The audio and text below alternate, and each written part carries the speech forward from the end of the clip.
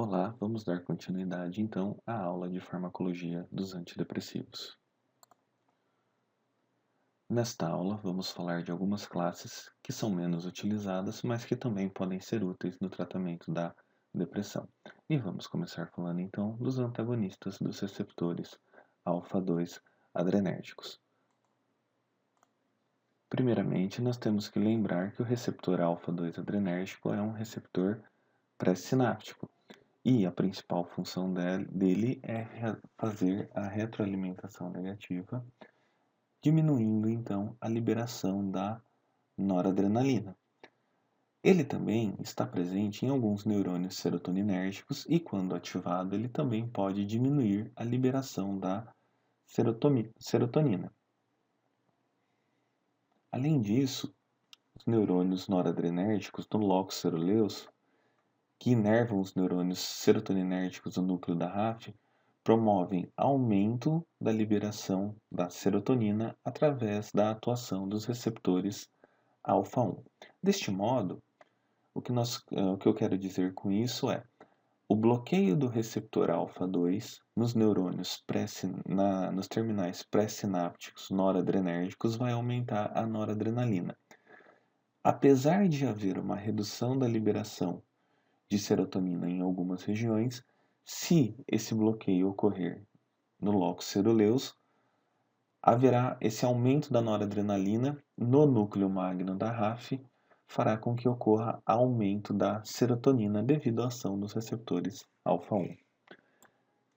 Quem são fármacos que têm ação alfa-2? Poucos fármacos são especificamente ligantes aos receptores alfa-2.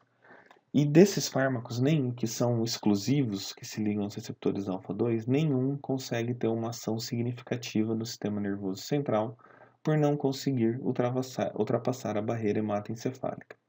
O que nós temos de fármacos que se ligam nos receptores alfa-2 são fármacos que, além desse mecanismo, possuem outros, como a mirtazapina, a mianserina, a risperidona, paliperidona, quetiapina, clozapina, perospirona e a acenapina. Os mais importantes aqui, são a mirtazapina, a mianserina, a risperidona, a quetiapina e a clozapina. Os outros fármacos têm uma importância menor no momento. Hoje eu vou falar para vocês apenas da mirtazapina e da mianserina, porque a risperidona, a quetiapina e a clozapina eu vou optar por trabalhar elas durante a aula de transtorno bipolar. Bom, como eu disse anteriormente, esses fármacos possuem outros mecanismos de ação, não sendo exclusivamente alfa-2, e geralmente, eles são utilizados associados com inibidores da recaptação de serotonina e noradrenalina. E o primeiro fármaco que nós vamos fazer algum comentário aí é a mirtazapina. A mirtazapina, que é comercializada no Brasil com o nome Remeron, ela não bloqueia nenhum transportador de aminas, então ela não age nem no recaptador de serotonina, nem de noradrenalina, nem de dopamina. Só que, além dessa ação antagonista alfa-2, ela também tem ações adicionais sobre os receptores 5-HT2A, 5-HT2C e 5-HT3, receptores serotoninérgicos esses. E ela também tem ação em receptores H1. Quais as implicações disso? Quais as implicações dessas ações da mirtazapina? Bom, como eu disse anteriormente para vocês, quando a mirtazapina ou qualquer outro fármaco antagonista alfa-2 atua em receptores de neurônios presentes no lóculo ceruleus, há uma conexão com o núcleo da RAF que aumenta a liberação de serotonina. Então ocorre um agonismo indireto em receptores 5-HT1A. O aumento da liberação da serotonina pela mirtazapina estimula esses receptores e esse estímulo gera liberação também de dopamina, que é útil para a melhora de alguns sintomas positivos da depressão, como por exemplo as questões relacionadas ao prazer cotidiano, e também é útil para a melhora da cognição. Ela também tem utilidade no tratamento da ansiedade, pois essas ações nestes tipos de receptores são ansiolíticas. Já o antagonismo nos receptores 5-HT2A e 5-HT2C também contribuem para efeitos ansiolíticos, também para efeitos restauradores do sono e efeitos antidepressivos. Uma grande vantagem é o fato desses fármacos não causarem disfunção sexual. Então, para alguns pacientes, isso é interessante. Contribuem também para um aumento da liberação de dopamina e noradrenalina no córtex cerebral. Então, novamente, aí é um fármaco que tem uma utilidade no paciente que tem redução dos sintomas afetivos positivos. E por isso, eles podem ser responsáveis também por ganho de peso.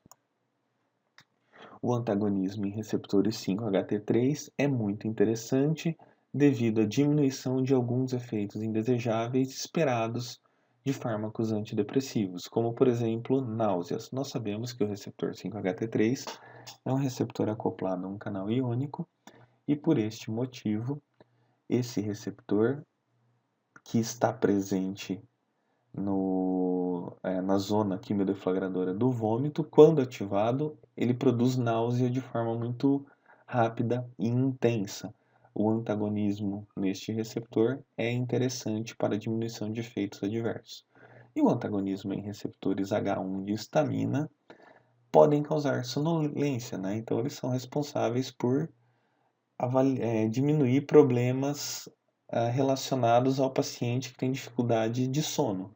Contudo, isso pode ser um problema desse tipo de fármaco porque ele pode ser responsável pela sonolência diurna, porque alguns pacientes acabam não se adaptando. Uma outra questão que é muito debatida é a influência dos receptores H1 sobre o aumento do apetite. Alguns autores atribuem a esse receptor essa atividade, outros autores não atribuem, mas também não dizem que não, né? Então, sabemos que há ganho de peso na utilização deste fármaco e possivelmente essa ação pode vir a ser atribuída aos receptores H1. Quais são os usos da mirtazapina? Pode ser utilizado no transtorno depressivo maior, transtorno de pânico, transtorno de ansiedade generalizada e o transtorno de estresse pós-traumático. Os dois últimos aí são transtornos ansiosos e o transtorno de pânico, como eu já disse anteriormente, há uma discussão se ele ainda pode ser considerado um transtorno ansioso ou não. Alguns cuidados são necessários no acompanhamento farmacoterapêutico e na prescrição desse fármaco para os pacientes. Um dos cuidados deve ser o monitoramento da função hepática do paciente com anormalidades. É sabido que este fármaco pode causar alteração nas transaminases, então, por isso, é necessário acompanhar a função hepática e ver se o paciente tem algum problema. Esse fármaco também pode interferir na produção de células sanguíneas, causando leucopenia e granulocitopenia. É importante determinar o peso do paciente antes do início do tratamento. Em caso de ganho de peso acima de 5%, realizar investigação de diabetes, dislipidemia e considerar o uso de outro antidepressivo. Porque senão o paciente pode começar a ter outros problemas que não estão relacionados à depressão, que podem causar agravo na sua saúde. A mianserina difere um pouco da mirtazapina por apresentar também atividade antagonista nos receptores alfa-1, então ela causa vasodilatação. Ela reduz a estimulação serotoninérgica no sistema nervoso central, então nós observamos aí um predomínio das ações noradrenérgicas nesse caso, e possui as mesmas atividades antagonistas dos outros receptores nos outros receptores que a mirtazapina também possui. Então, quais são os usos desse fármaco? Tratamento da depressão, da ansiedade, da insônia e tratamento da depressão resistente. Quais cuidados são importantes na prescrição deste fármaco e no acompanhamento farmacoterapêutico? Este fármaco é recomendado que antes da prescrição seja feito o eletrocardiograma do indivíduo se ele tiver acima de 50 anos, porque há um aumento do risco cardiovascular. Pode ser necessário monitorar o hemograma durante o tratamento devido às discrasias sanguíneas, como leucopenia ou granulocitopenia, da mesma forma que a mirtazapina. Também é necessário determinar o peso do paciente antes do início do tratamento e, em caso de ganho acima de 5%, é investigar diabetes ou dislipidemia e considerar mudar o antidepressivo, da mesma forma que a mirtazapina. A próxima classe que nós vamos falar são antagonistas dos receptores de serotonina, que também são fracos inibidores da recaptação da serotonina. E quem são os fármacos que nós vamos abordar aqui? Existem outros fármacos, mas que eu não trouxe aqui porque não tem uma utilização tão grande no tratamento da depressão. Mas os dois principais são a trazodona e a nefazodona, só que eu vou dar ênfase apenas na trazodona, que é o mais utilizado. Mecanismo de ação. Então, ela é um fraco inibidor da recaptura da serotonina, também bloqueia os receptores 5-HT2A e 5-HT2C e faz com que ocorra aumento da liberação tanto da serotonina quanto da noradrenalina. Vamos entender um pouquinho melhor essas ações. Em baixas doses, nós sabemos que ocorre o antagonismo 5-HT1A, também de receptores H1, de receptores alfa-1, mas não há inibição considerável do transportador de serotonina ou dos receptores 5-HT2C. Desta forma, a trazodona e a nefazodona podem ser utilizados no paciente com depressão que tem distúrbios do sono. Como monoterapia? Não, em baixas doses, ela pode vir a ser utilizada como adjuvante na terapia, principalmente para o paciente que está utilizando um ISRS ou um IRSN, né, e não está tendo uma melhora do sono. Ela pode também ser utilizada sozinha, né? Mas eu vou mostrar para vocês que não existe uma grande vantagem na utilização sozinha desse fármaco. O bloqueio do receptor do transportador de serotonina e dos receptores 5-HT2C só é alcançado com doses muito altas. A inibição dos receptores 5-HT2A tem uma vantagem, né, que ela potencializa a expressão gênica da 5-HT nos receptores 5-HT1A. Quando ocorre o bloqueio desse receptor, então ocorre um aumento da liberação da serotonina. E a serotonina, como eu disse já anteriormente, nós esquecemos às vezes que por ela ser um neurotransmissor e se ligar a receptor de membrana, que esse receptor pode ter alguma influência na ativação de alguns fatores de transcrição gênica, né? Nós sabemos que a serotonina ela tem influência em alguns fatores de transcrição gênica, principalmente nos neurônios, e por isso a atuação dela é importante para gerar esses fatores. Um desses fatores é o fator neurotrófico do cérebro, que é um fator transcricional importante para aumentar a neurogênese e também a plasticidade neuronal, no sentido de produzir mais terminais neuronais para aumentar o número de sinapses. Esses efeitos são muito importantes na melhora da depressão, porque, como disse para vocês, um dos grandes problemas da depressão é a pseudodemência, né? Que o paciente tem um retardo do pensamento e da ação, e ele pode melhorar esses sintomas. Também ocorre o bloqueio da liberação de glutamato nas células piramidais. Isso é importante porque o glutamato é um neurotransmissor que ele é excitatório e ele pode gerar ansiedade e também em altas doses ele pode ser neurotóxico. E ele favorece também a desinibição da noradrenalina e da dopamina. Esses efeitos também são em receptores 5-HT2C, ou seja, ocorre um aumento da liberação de noradrenalina e de dopamina. Algumas considerações que nós devemos fazer sobre esse fármaco como eu disse anteriormente, a trazodona não costuma ser usada como antidepressivo, visto que apresenta meia-vida curta e que exige diversas doses diárias. E além disso, ela pode ser muito sedativa em níveis antidepressivos. Então você imagina um paciente que faça monoterapia com trazodona, Ele vai precisar de doses muito altas, tomar várias vezes ao dia e vai ter sonolência diurna. Isso não é muito bom. Quando utilizados concomitantemente com os ISRS, né, eles aumentam a atividade destes fármacos.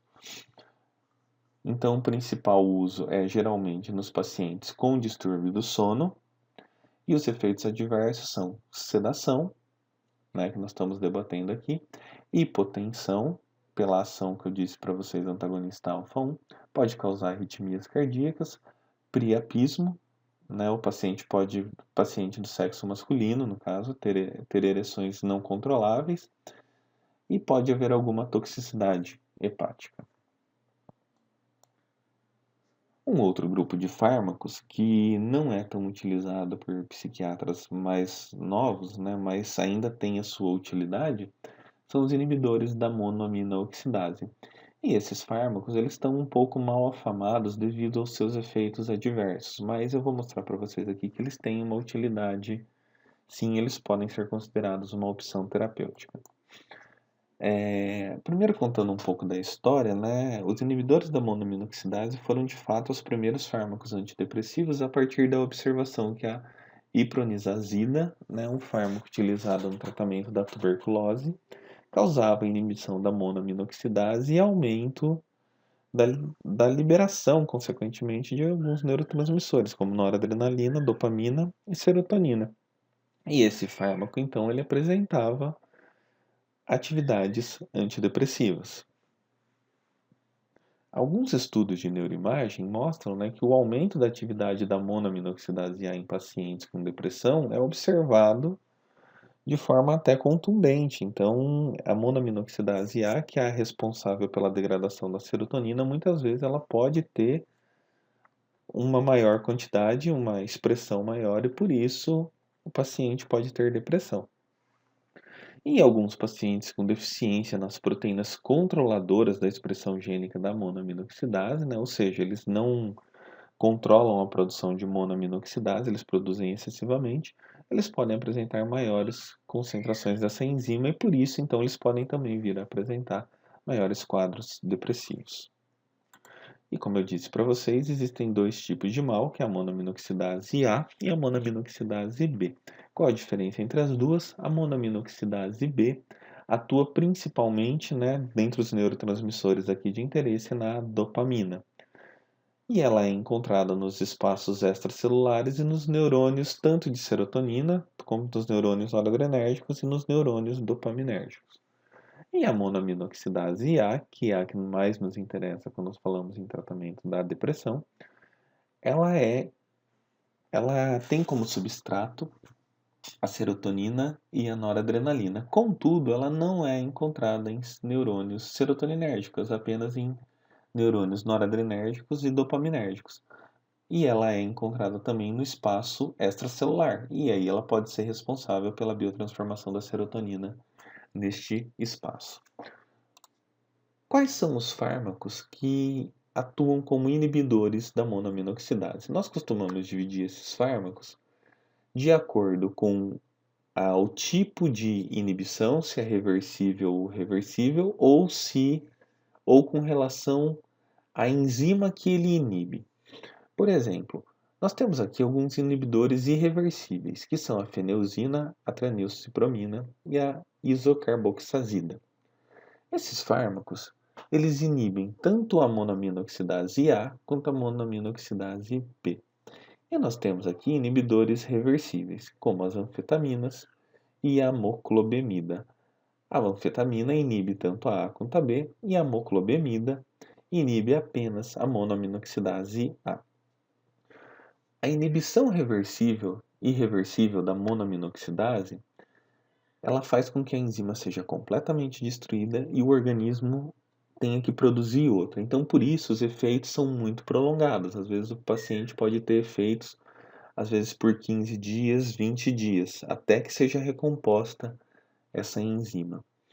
E aí, já a inibição reversível, o paciente deixa de apresentar alguns efeitos de forma mais rápida, em 2 ou 3 dias. A inibição apenas da monoaminoxidase A é a desejável para o tratamento antidepressivo. a inibição da monoaminoxidase B, ela pode estar relacionada, ela pode ser mais útil, na realidade, no tratamento da doença de Parkinson.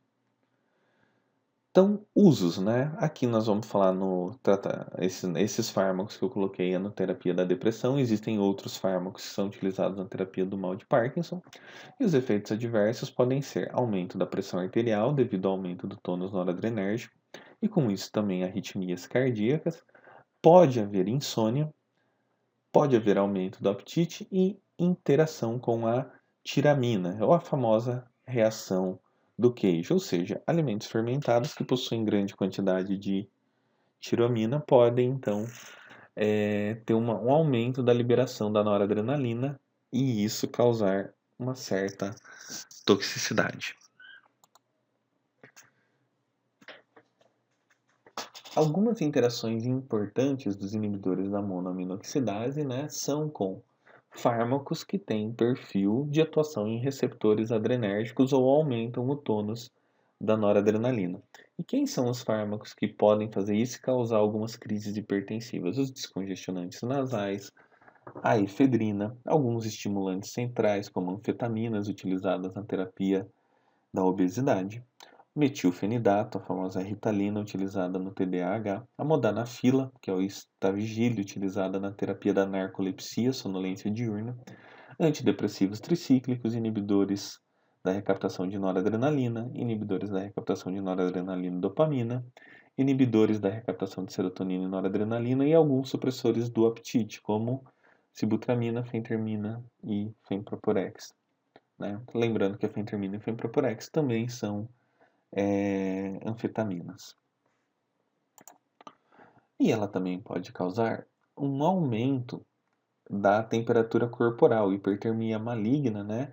Também conhecida como síndrome serotoninérgica. Quais são os fármacos? Todos os fármacos aí que aumentam a liberação da serotonina, os antidepressivos ISRS, os antidepressivos tricíclicos ISRN, a sibutramina, alguns fármacos com estrutura dos antidepressivos tricíclicos, na estrutura tricíclica, como a ciclobenzaprina, que é um relaxante muscular, e a carbamazepina, um anticonvulsivante, e alguns opioides que também têm essa ação, dextrometorfano, meperidina, tramadol, metadona e o propoxifeno.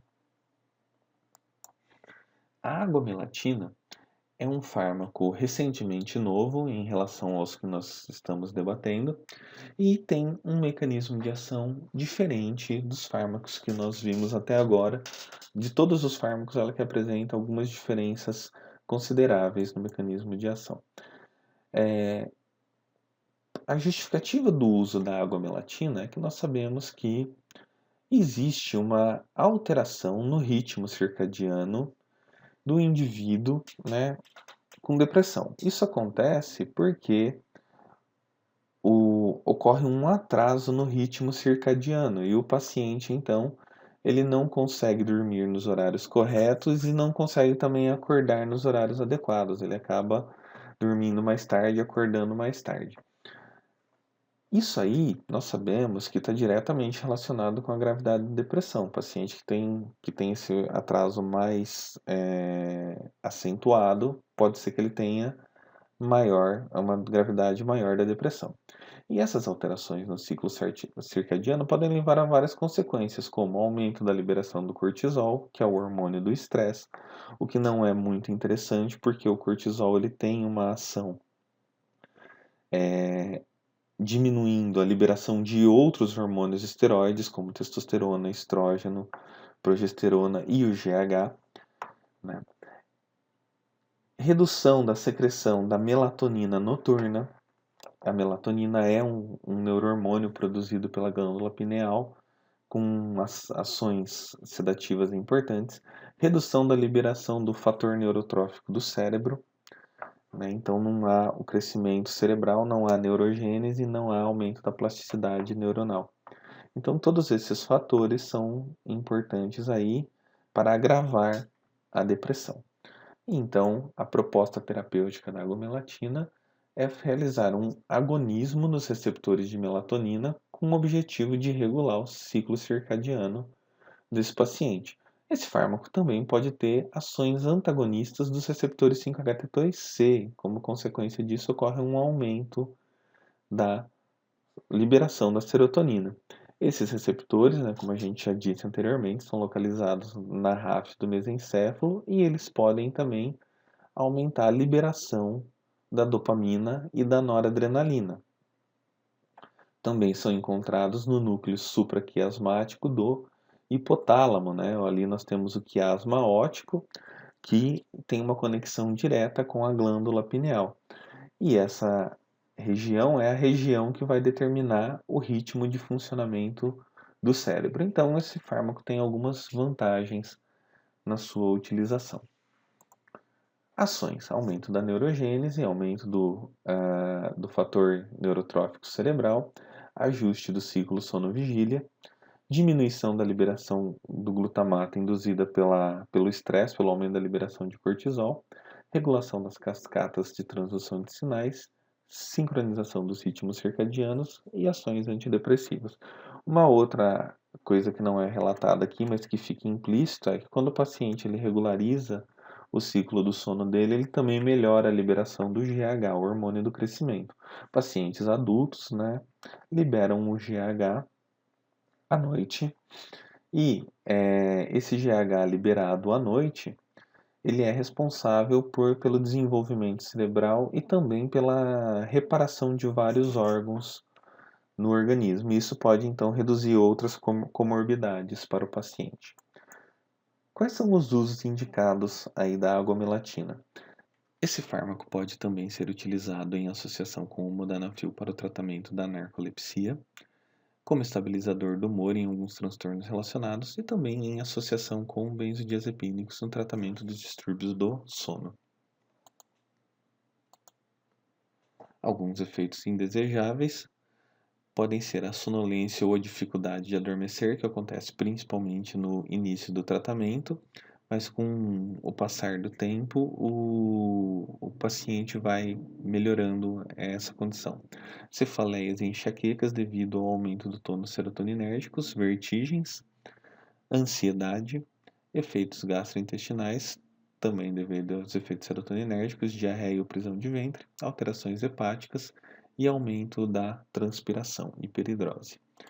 Alguns cuidados na prescrição desses fármacos são avisar ao paciente que os efeitos benéficos podem demorar a ocorrer em torno de 2 a 4 semanas, condução de testes das funções hepáticas no início do tratamento e em seguida 3, 6, 12 e 24 semanas, se clinicamente indicado.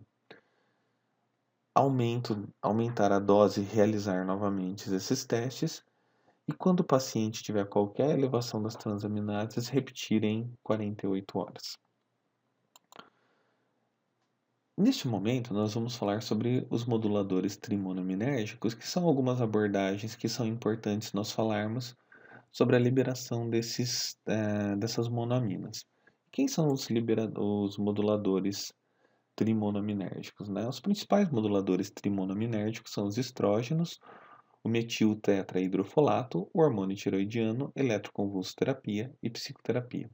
Os estrógenos, nós sabemos que eles podem causar redução na liberação desse sistema monoaminérgico e por isso a mulher ela apresenta 2 vezes mais episódios de depressão do que homens. Então tem um fator importante aí do estrógeno. Alguns transtornos depressivos que acontecem na mulher, como por exemplo os transtornos depressivos relacionados ao transtorno pós-parto, estão relacionados com essa variação do estrógeno. O metiltetrahidrofolato, nós sabemos que é um fator muito importante para a liberação desses neurotransmissores. E pacientes que apresentam deficiência no folato, eles podem não responder a aos fármacos que aumentam esses neurotransmissores. Então, muitas vezes é necessário uma suplementação desse nutriente para que o paciente responda ao tratamento antidepressivo. Os hormônios tiroidianos são de suma importância quando nós falamos em depressão, porque a redução da liberação desses hormônios também pode ser um fator causador de depressão. A eletroconvulsoterapia, né, que eu disse anteriormente, ela também é um fator de aumento de liberação dessas monoaminas.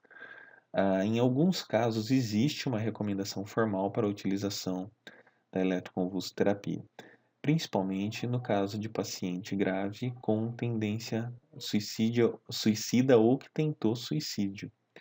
Então, talvez essa terapia seja interessante para esse paciente. E nós precisamos lembrar que a eletroconvulsoterapia não é o eletrochoque que era utilizado anteriormente em alguns hospitais psiquiátricos na época das internações manicomiais aqui no Brasil. A psicoterapia também é um fator que pode aumentar a liberação desses neurotransmissores, principalmente aí a mais indicada, a terapia cognitivo-comportamental. Como pode ser realizada a escolha do antidepressivo adequado? Para a escolha do antidepressivo adequado, nós costumamos utilizar algoritmos, né? E esses algoritmos, eles facilitam muito a tomada de decisão. Existem vários algoritmos, mas eu peguei apenas 2 aqui que eu acho que são os mais pertinentes para o objetivo do nosso curso. Então, quando a terapia é proposta, né, o algoritmo baseado em evidências, ele diz o seguinte: primeira opção, começa-se com um inibidor seletivo da recaptação de serotonina. Caso não haja resposta, né, então considerar mudar para um segundo inibidor seletivo da recaptação de serotonina. Mas não são fármacos que têm a mesma propriedade? Sim, mas nós precisamos lembrar o seguinte: o escitalopram, por exemplo, ele é altamente específico para o transportador de serotonina, e a fluoxetina pode ter alguma ativação cerebral, né? Então, considerar trocar com fármacos com propriedades um pouco diferentes, né?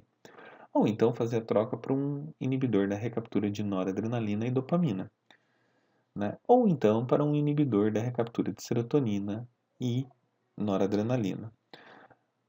Se houver resposta, mas ainda assim tem alguns sintomas que precisam ser trabalhados, então existem opções de potencialização. Quais são as opções de potencialização? Associar ao inibidor seletivo da recaptura de serotonina proposto inicialmente um IRND, né, inibidor da recaptura de noradrenalina e dopamina, ou um IRSN.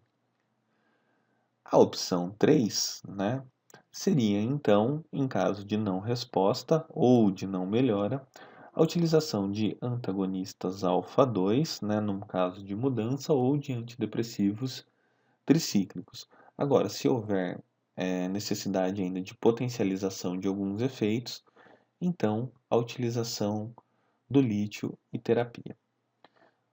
Aí a opção 4, né, seria o quê? Em caso de não resposta, utilização de inibidor da recaptura de serotonina e noradrenalina mais um antagonista alfa-2, ou então colocar um inibidor de monoaminoxidase.